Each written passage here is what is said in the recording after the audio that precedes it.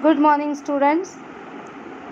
So now we have completed partnership accounts and we are starting company accounts, that is accounting for shares. We all know that the joint stock company is one of important form of business organization which comes into existence after the came into existence after the industrial revolution. Any joint stock company needs large amount of capital to run and manage their large scale of business. This capital is contributed by large number of investors. These investors issue takes shares from the company, and company raises their capital by issuing shares to these investors. This raised capital by issuing shares is called as share capital, which is also called as owned capital. Okay, the company raises some capital by issue of debentures also, which we will study afterwards.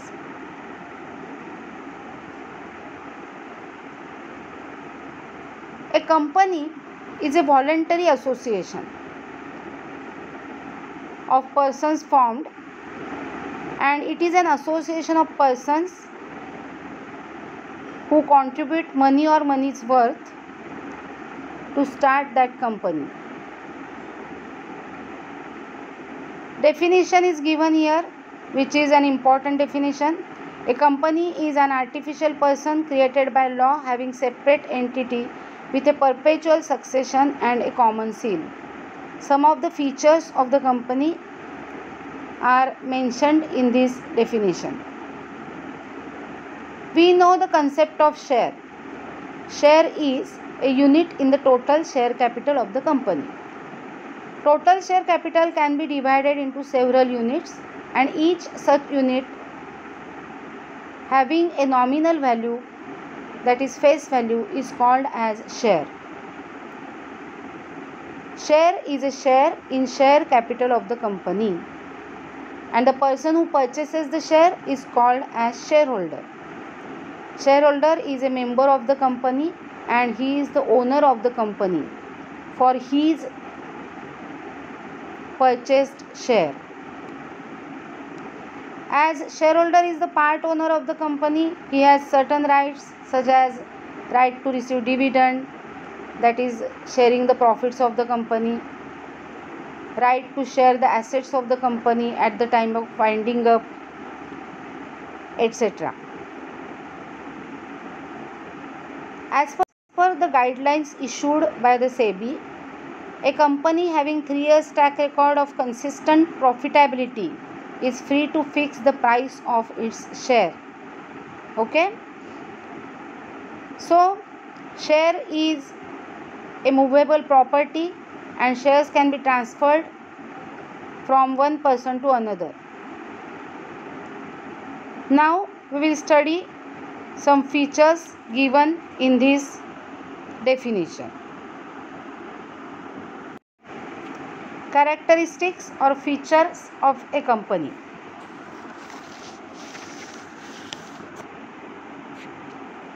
First is separate legal entity. We all know that company is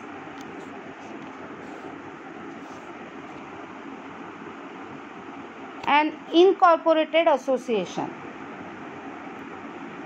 It comes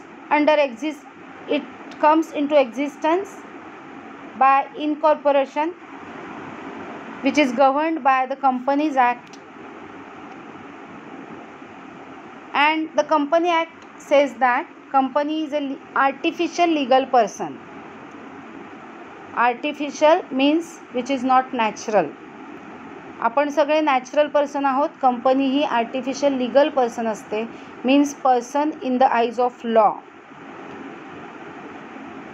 कंपनीला आपल्यासारखे 2 हात 2 पाय धड नसतं, पण in the eyes of law कायद्याच्या दृष्टीने company ही separate legal person असते and it has separate entity from different, distinct and separate from its members, staff, directors, etc.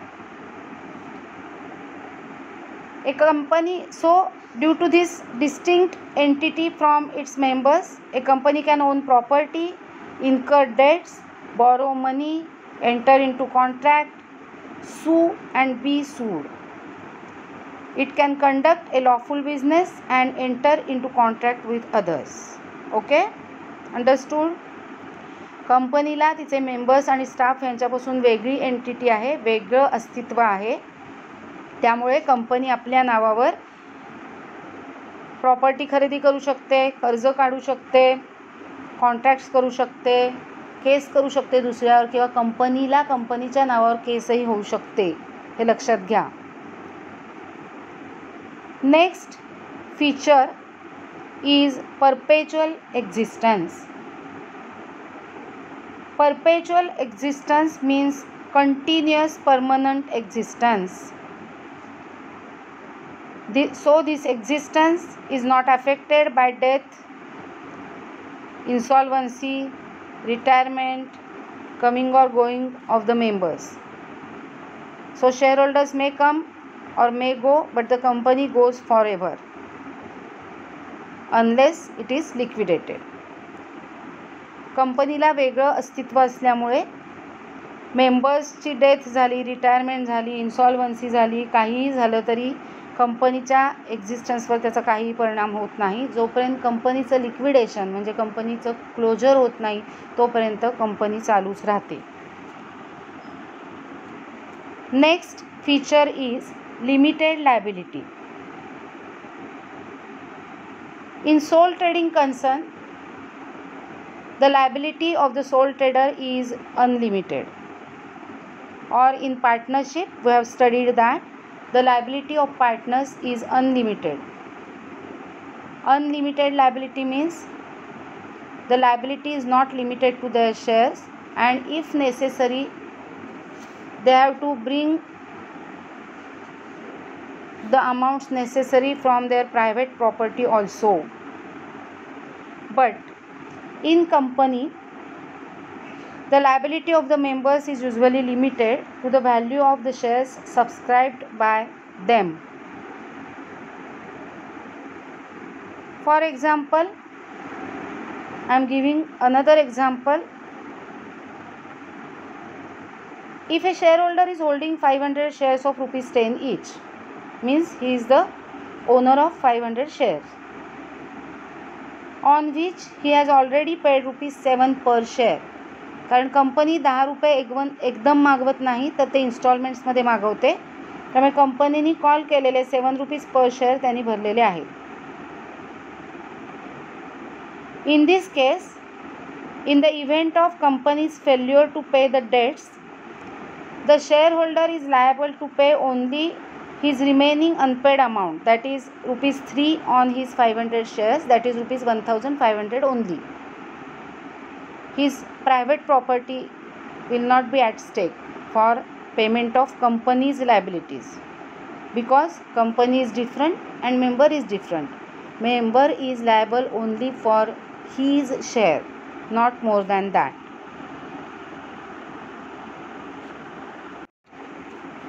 Next feature, common seal.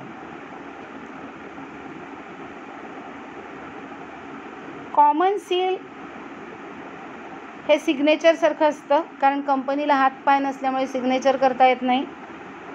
The common seal acts as the official signature of the company, and all documents, all important documents of the company must bear the common seal of the company. It is necessary. Okay, so it is affixed on all the important documents. Next point, transferability of shares. The shareholder, as a owner of the company, enjoys a right to transfer his shares without any restrictions in case of public company. So his shares are freely transferable from one person to another. This is the case of, in case of public company, the shares are transferable. But in case of private companies, Articles of Association restricts the transfer of shares. So the members of private company cannot transfer the shares easily. Okay. Now the next point, separation of management from ownership.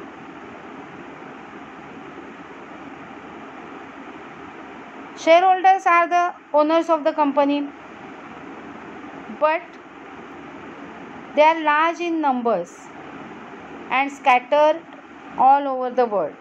So it is not possible for them to take part in day-to-day affairs of the company. Therefore, the company is managed by their elected representatives called as directors, and the group of these directors is known as board of directors, who manage and control the business, that is day-to-day affairs of the company. Understood? As we have studied earlier, company's capital is divided into small units, and this every small unit is called as share. Shares are transferable, movable, and shares are treated as goods under Sale of Goods Act 1930.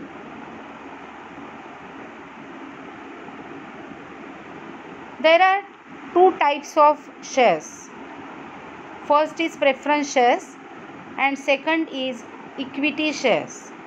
Now let me explain you the meaning of preference shares and equity shares.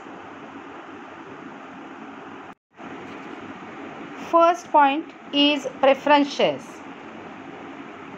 Preference shares are those shares which enjoy two preferential rights over equity shareholders.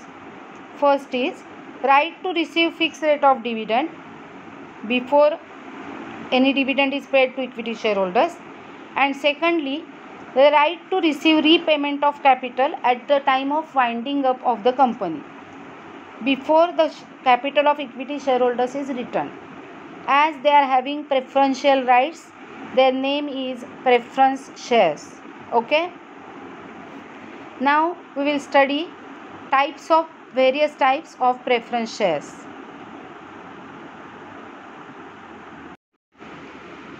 See, this is the chart given here. These are the types of preference shares: cumulative and non-cumulative preference shares, convertible and non-convertible preference shares, participating and non-participating preference shares, and redeemable and irredeemable preference shares. Okay. Now we will study these types one by one. Cumulative preference shares.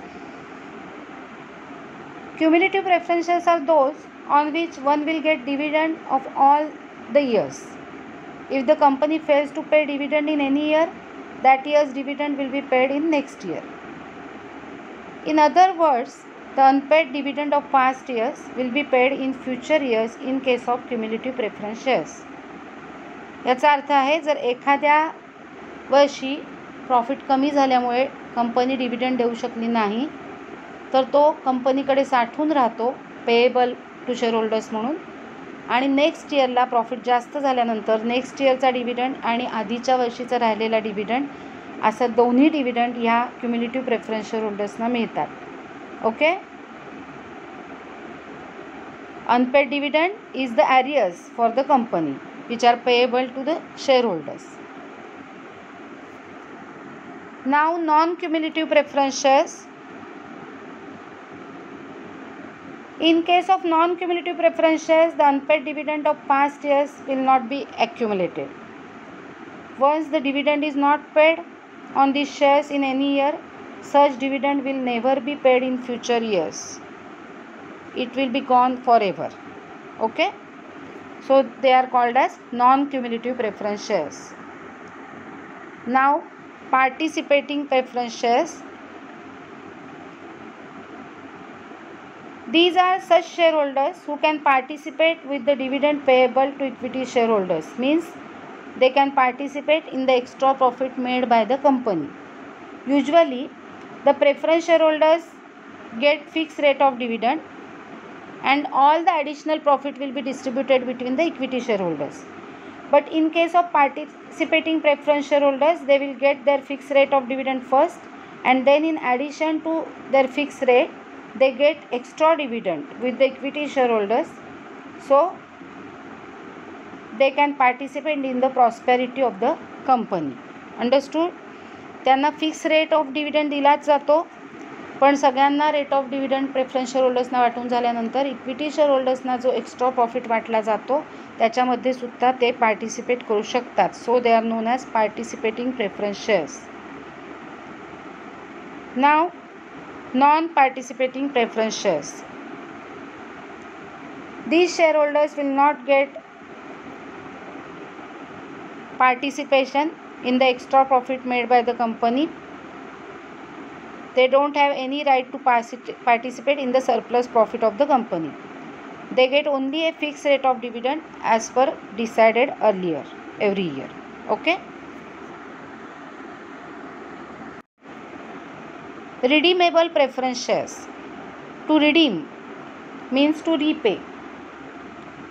Redemption means repayment. Redeemable preference shares are those which are redeemed after a particular period along with their dividend. This period of redemption of such shares is determined at the time of issue of these shares.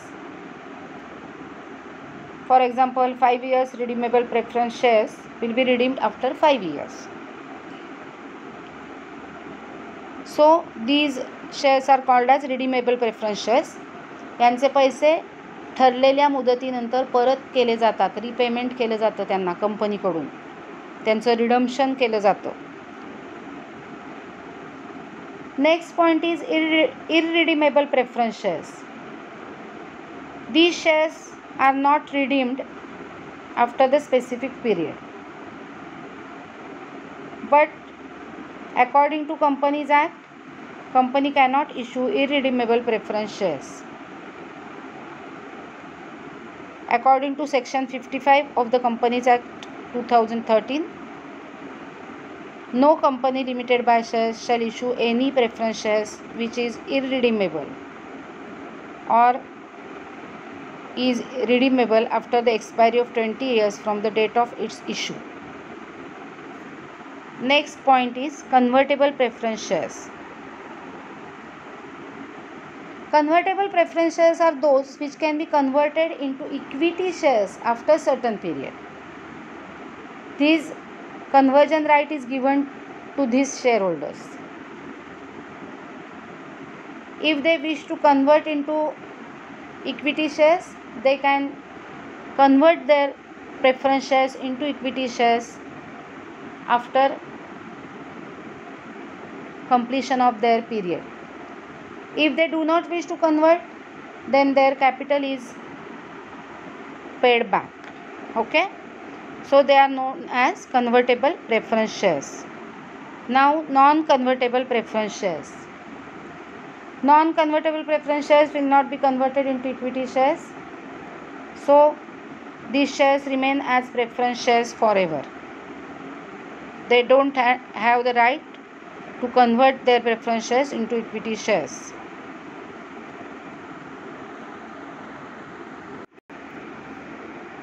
This was the first point, that is preference shares and types of preference shares.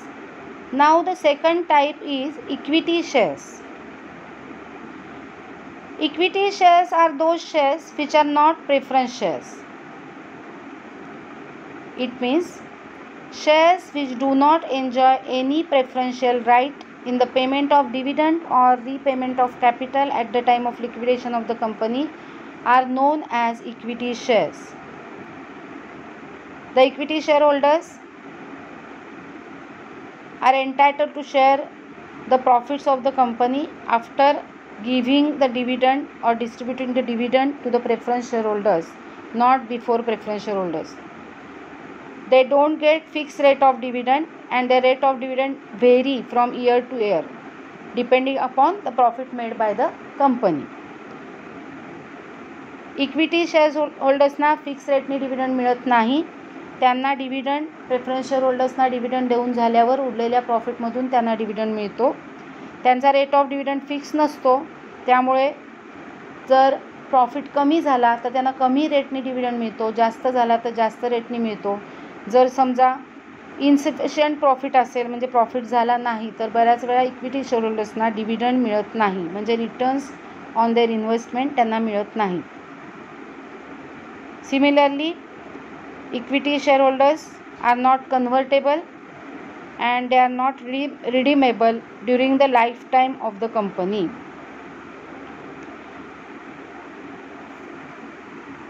At the time of winding up, that is closure, that is liquidation of the company, refund of equity share capital is made after refund of preference share capital. So equity shareholders are real owners of the company. As real owner, they have voting rights and they can control the affairs of the company. Preference shareholders do not carry voting rights except under special circumstances or except when the matter is relating to preference shareholders. But equity shareholders enjoy voting rights in the company. Understood? I have given the distinguish between preference shares and equity shares. You can study it.